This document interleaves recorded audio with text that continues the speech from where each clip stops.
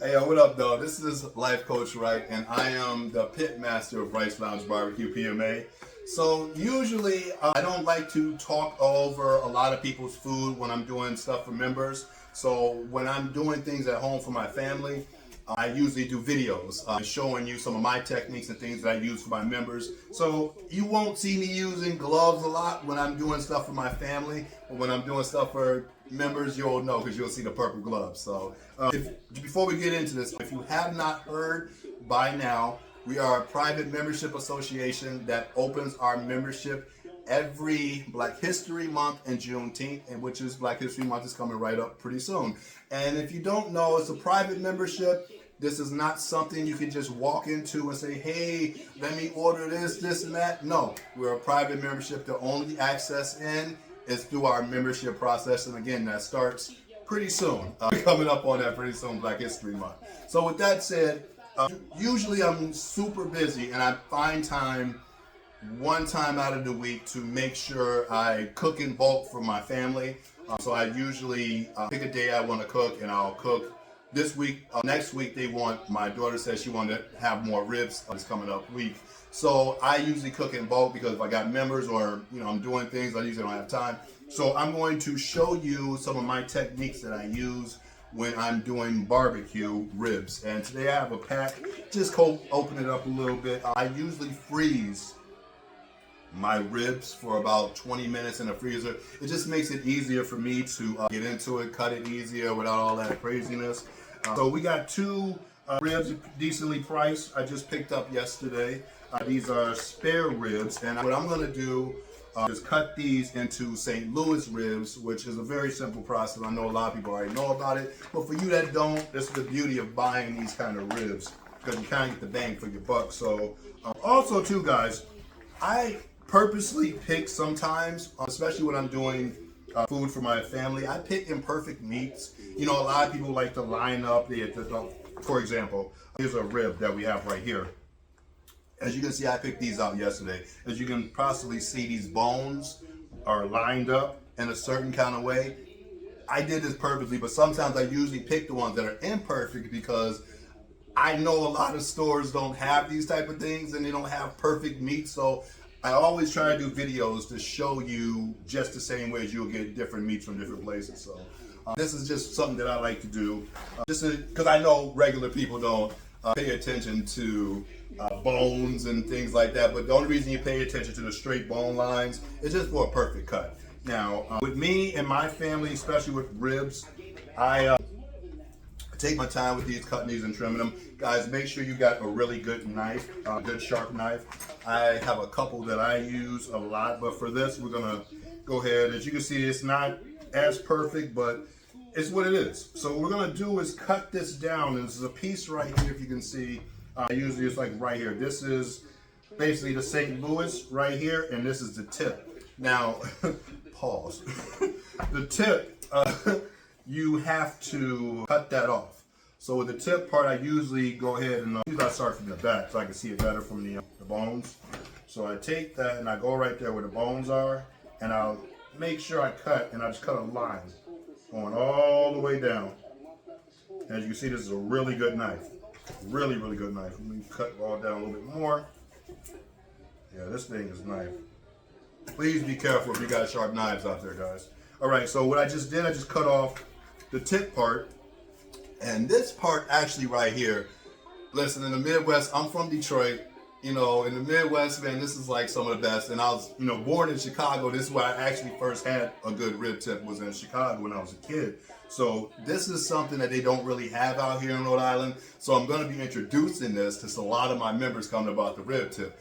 And it's basically a cut that's very meaty. As you can see, it's like nothing but meat. If you slowly put that down, slow it, temperature, slow it down and cook it real slow and get that smoke on it. And I have my own sauce that we use at Wright's Lounge called the K&S sauce.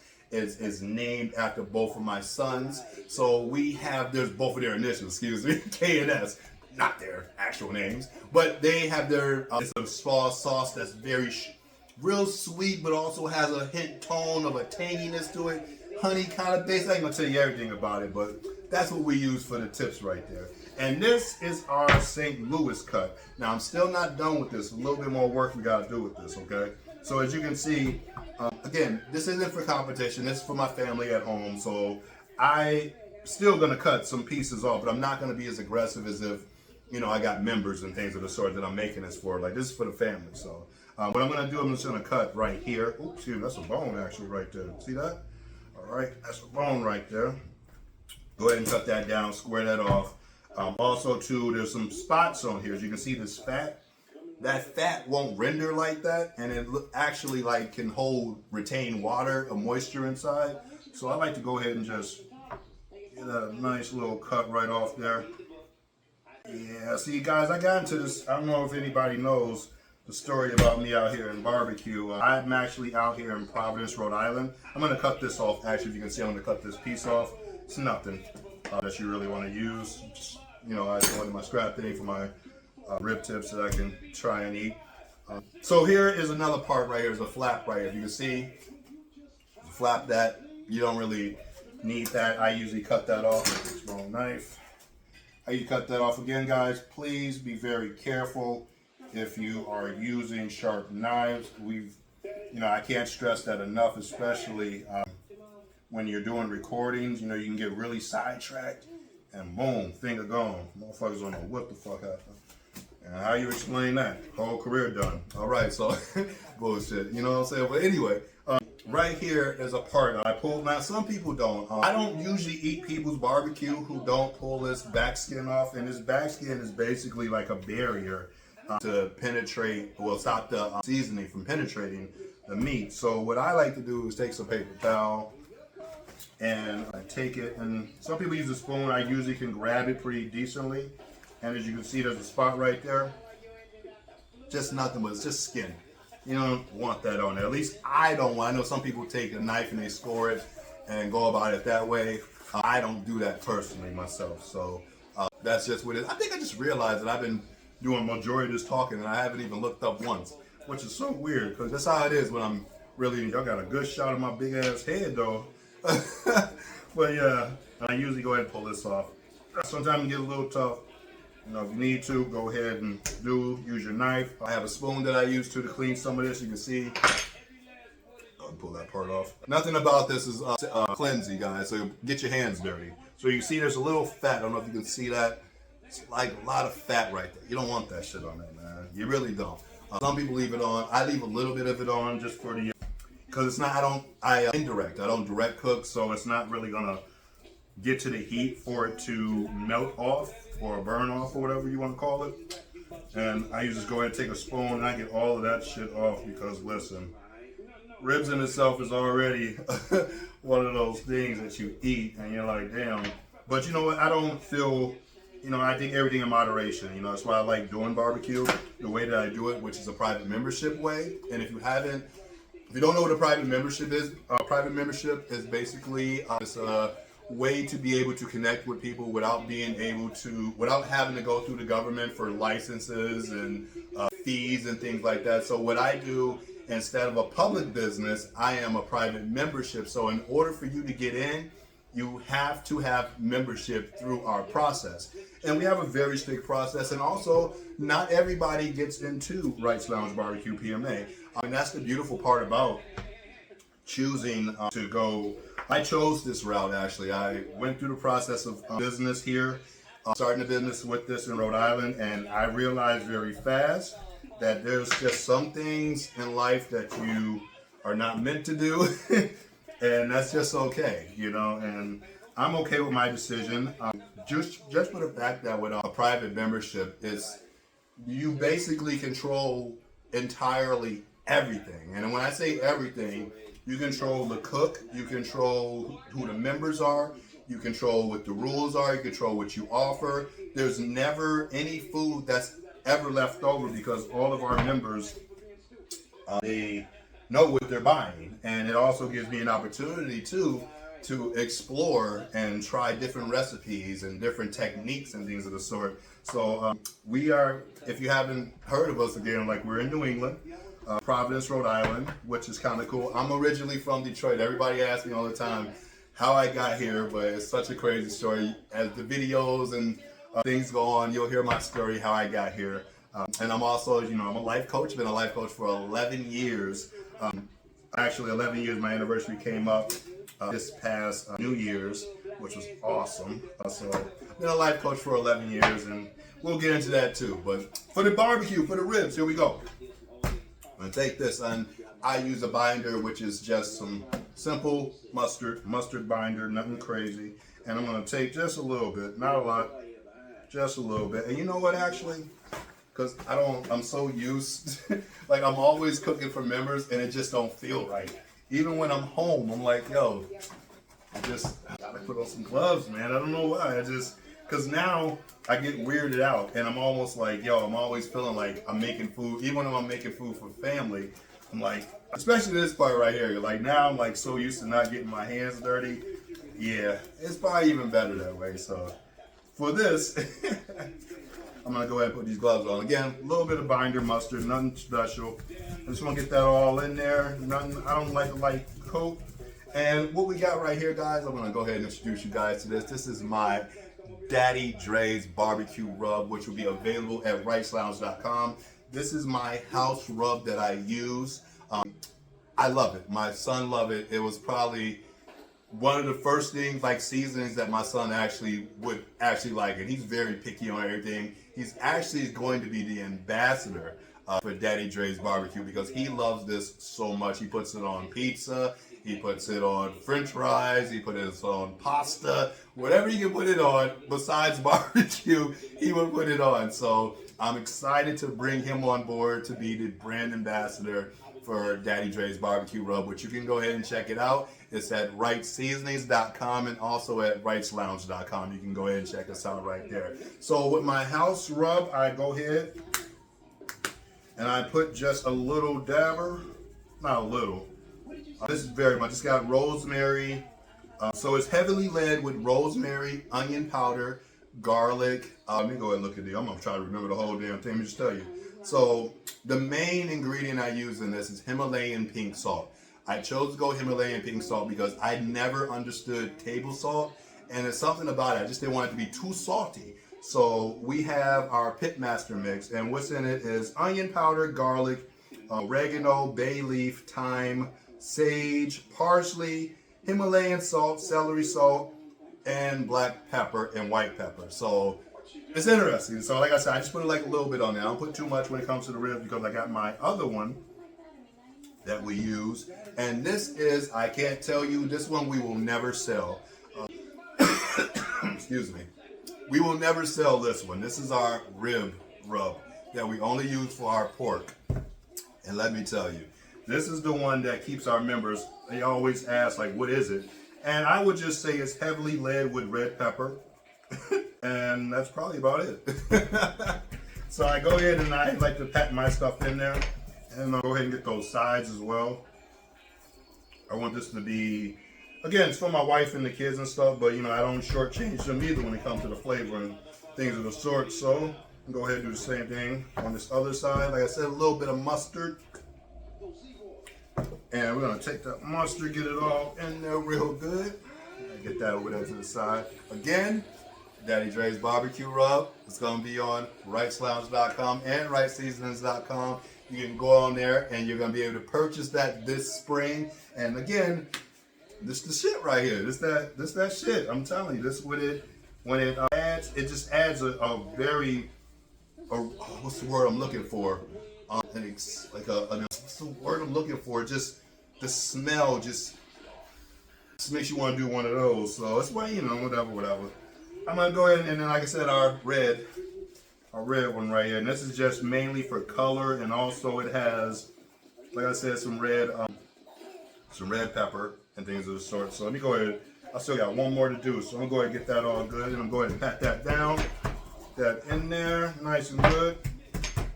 And I don't cook my ribs automatically. I leave my ribs to season overnight. That's one of the coolest things I think you can do to make a rib really good is give it some time for all those flavors to sink in there. That's what I think makes a really, really good rib. All right, we're gonna put this one to the side. All right, and then we're gonna go ahead and get this last one done. I'm gonna try to go ahead. So a lot of people keep asking me, what pushed me into doing a private membership association? And I would just say, I'm originally from Michigan, and I grew up around, it's no secret, I grew up in Michigan, you know, it's predominantly, I grew up around a lot of African American people. So I have a different way of doing things than most people do. I moved out here to Rhode Island, and I realized very fast that in Rhode Island, you're pretty much gonna have to you gotta compromise a lot of the things when it comes to the African American culture, because it's not so much, it's not acceptable. They have a different way of doing things. So I didn't kind of fit the mold. So when I was applying for businesses and loans and things of the sort, you know, I understand advertising a lot. If you know anything about us at Wright's Lounge, we're very consistent. We're always pushing our products and things of the sort. So I'm pushing things, and then that leaves room. I think that's the beauty of a private membership, is like you can honestly be yourself.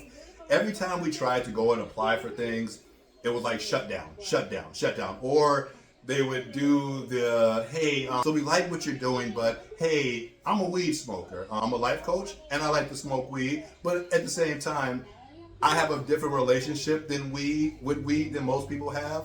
I don't use it just to, you know, whatever, but it's a part of our culture. And then the whole point of legalizing it was for a whole thing of making sure that you can honestly feel okay. Well, yeah, you can feel okay, but you can't feel okay if you're not the right skin color for that. So I figured that out a lot. I got a lot of that, hey, can you not do this? Hey, could you not show this? And could you tone this? And it's like, wait a minute, but this is what our culture is. And coming from Michigan and being around it my entire life, I realized that there were some things I was going to have to, if I wanted to be a business out here, I was going to have to compromise, or even compromise my menu to accommodating different cultures of food. I wasn't going to be able to be an actual, you know, American barbecue joint. So I chose the private membership association way. And honestly, it's been probably the best thing for me. Our members are dope. And I think that's the beautiful thing about a private membership, is that a business allows you to do only so much when it comes to members. When it comes to customers. You can't do a lot of things that you would want to do. We have a lot of different special programs. Like one of my special programs that I like, and I remember as a kid growing up, is the bring your own meat and I'll barbecue it for you. Now, people do it in businesses, I know it is totally fucking illegal, but when you're doing it with a private membership association, it's totally okay. Again, if you make the rules for it and you sign the contracts for it, everything is all contractual. And I say, think of a PMA as like a Netflix subscription. That's how it kind of is, you know. And honestly, there's no playbook for this, honestly. Like I said, I didn't have any desire, or I didn't know anything about private membership associations until I wanted to become a business, and it seemed like everything just kept pushing me. And then one day I ran up, and I remember a video I had seen years ago about this family who were throwing these lavish parties every weekend, and it was crazy. They literally turned their entire home into like this nightclub, and they had the backyard, and they were selling food, and they were selling alcohol. I don't know if they were selling alcohol, but it was definitely alcohol there. But the neighbors were complaining about it, but they said something like, yo, there was nothing they could do about it because they were private. And I remember that, and that was like 2006, 2024, fast forward, 2023, into 2024, into 2023. I was trying my hardest to get myself into a business, and things just kept happening back and forth. And one night I had just closed out this nonprofit out here. It didn't work out with them or whatever. And I remember I stayed up that night, and I'm like, you know, I know something is going to happen when it comes to this barbecue thing, but I just don't know how it's going to happen. And I'm laying on my couch. I got up early that morning, and I'm laying on my couch, and I'm scrolling through my phone, and a video pop up. And if anyone follows any of my Instagram pages, Life Coach Wright on Instagram. Also, you can find me on Facebook as well, Life Coach Wright. If anybody that knows me, they know the video I'm talking about. Is this lady, she's sitting on this couch, and they say, what do you do for a living? And she says, I create PMAs. And I don't know why I stayed on it, but they was like, talk your shit. And she was like, yeah, I create private membership associations for people. And she was like, yo, what people don't know is they don't need LLCs. They can be able to work under a private membership association. And it clicked. And I'll never forget that. And I remember I told my wife, and the first thing I actually did, I went on ChatGPT. And I put it in first. I said, what is a private membership association? And I put it in, and I said, well, how can I do it in the way of barbecue? And I put some things together, and boom. 2024, we came out as a private membership association, and 2025, it was on, and now we are in 2026, and this is actually our first full year of being a private membership association, and we have well enough members. But again, we're opening up our membership again this Black History Month and Juneteenth. So make sure you guys go ahead and go to wrightslounge.com and check it out. Membership is on there when Black History Month and Juneteenth is. And after that, there is nowhere else your time or no other time you can become a member. So if you want that real feel good, smell good, taste good barbecue, Wright's Lounge Barbecue is the place you want to go. But I'm doing way too much talking. Let me go ahead and get these done. Guys, again, this summer should be I'm actually interested in this thing, man. It's 2026.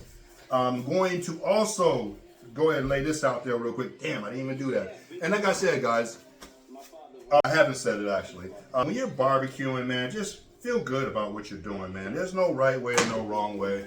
I know a lot of people say, you're supposed to do things this way and, certain temperature. I do believe in certain temperatures though, because especially when you're doing like things like brisket and oxtail, things that actually requires timing or like it'll really go bad. I would say, go ahead and make sure you do that. But also too with a private membership, yeah, you bypass a lot of the city stuff. But I would tell people, and I tell people all the time, when you're doing private membership, you choose to go this route, please make sure you get your safe serve license. And I thought at first when I was applying for businesses, I didn't understand why I had to take it because I was doing barbecue. But then as time went on, especially when it comes to like temperatures, and we don't store a lot of our food. Our food, once it's cooked, it's hot and cooked, it's out within like an hour or two. So we don't have a lot of that stuff. But there are some benefits, especially if you're not doing barbecue, that they do tell you that can be very beneficial to your whole membership. So, and especially how you're doing food. So I would say, yeah, get your safe serve license and also get some goddamn insurance. I can't stress that enough. People really try to take, and I'm not saying people try to take because I don't know. Again, no one has that I could find or research is doing the private membership barbecue association the way that I'm doing it. So again, there's no blueprint for this. I'm learning and I'm showing people. I will help people put together private membership associations. My biggest thing is that all I ask in return, you make me a lifetime member. That's all I ask in return. So, yeah, I really enjoy being a private membership association. I enjoy the freedom.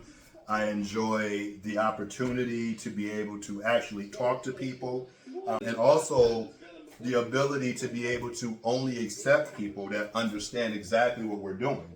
This isn't one of those things where, yeah, just because you pay your membership, you get accepted. That's not how this works. We ask for Facebook profiles, we ask for Instagram handles, we ask for all that stuff because what we realize out here in Rhode Island is that it's a very performative place and we don't really want to partake in that kind of activity out here in the Rhode Island, Providence area. So we kind of like to stay to ourselves and actually build. I think one of the biggest things, and here go my life coach hat, I think one of the biggest things that I think that is beautiful about the private membership association is that you get to pick the people you want to be around. So I tell people all the time when they ask me about it, it's like, do not treat it as a business. If you know you and Jack up the street has been beefing for years and y'all had some issues about maybe your kid stepping on his grass or some bullshit like that, yo, don't let his ass into your membership. You know what I mean? It's like you have to really be very strict because, and I only say this because if you're doing things, especially with food, I sometimes go online and I like to read reviews, and it's like I don't even know why anybody would want to be and as cooks food would want to be a restaurant or be in business right now. Some of the things people say on some of these reviews are just nasty, and I just couldn't imagine giving the opportunity to a hater and letting them be able to go online and just never had my barbecue, go online and say, hey, Rice Lounge barbecue tastes like ass. These motherfuckers is trash, and just like put that on there. You know, I couldn't imagine that, and I never wanted that kind of situation. But you see it so much online, and I think that's the beauty of a private membership association is that you know everybody by name who gets your food. So it's not like some random person is posting something about you. And we actually ask our members not to post anything about our barbecue because again, it's an exclusive thing. It's something that we take our time with. Like I really love this shit when it comes to barbecue. There's nothing better than this. For me, it's just being able to feel like I'm giving something to leaving something for my kids to just keep pushing forward with. And a format that the only way they can fail is just by being unsolid. I think that's the beauty of a private membership is that people ain't gonna buy into it if you ain't a solid motherfucker. If they know you one of those snake ass motherfuckers, and honestly, on God, also too, this ain't just about food. There's other things that I've read and I'm reading about private membership associations. You can start, there's small schools you can start. There's barbers can go ahead and just jump into it, hairdressers, all that stuff. There's a whole bunch of things, and the beautiful part about it is it's all federally protected under the law. So it's not something you're saying you're breaking the law to. As I started to realize that there's a lot of private memberships out there. You just don't know. And you're probably a part of a lot of them and you just don't know. But I also think too, with the private membership, this is the last rib that we got. With the private membership, it allows me to offer different things. So we also have a garden. We call it the Wright Family Garden. We started that. Big shout outs to our partners, man. Our sponsors, Rooks. They pretty much help us out a lot. They pretty much are part of the glue that keeps Rice Lounge together by being able to use a lot of their rentals for our positioning. So when we do our Rice Lounge barbecues, we use a lot of Airbnb rentals and go about it that way for us to be able to provide New England with the barbecue that we do. So again, big shout out to Rooks. But again, I'm talking way too much. But guys, listen, I had a great time. I hope that in this video you learned a lot about Rice Lounge. Again, Rice Lounge Barbecue. Look at me, got my hands all in this shit. Rice Lounge Barbecue is out here in Providence, Rhode Island. We are a premier barbecue club. We are not a public business. Not everyone has access, and you cannot just walk in and order food. We go through a strict private membership agreement that you have to sign up for, and that sign up will start this February, Black History Month, and you can check us out again at ricelounge.com. And we are there. And again, guys, now I'll put the life coach hat on. This whole thing started because I just wanted to be authentically who I was without having to feel like coming from the big city of Michigan, not big city, but the big state of Michigan, Detroit, and then having to come all the way to this small state of Rhode Island and shrink myself because they just don't get what authentic means. And that's not a shout, that's not a blow to anybody, but that's just one of the situations where I realize where I am, and I want to be able to get a lot of other people involved with private memberships because it's not easy, but it's self-fulfilling when you knowing that you can keep a lot of the money that you make and no one else is eating off of you. As you can see in the background, that's my wife, Lady Cooking with Lady Wright. She does her own cookbooks. You can also check those out at ricelounge.com. Again, guys, I had a great time. Look at my hands. Tell I got that seasoning. Hey, yo, check us out again at ricelounge.com. I am Life Coach Pitmaster Wright. Hey, yo, what it do, baby?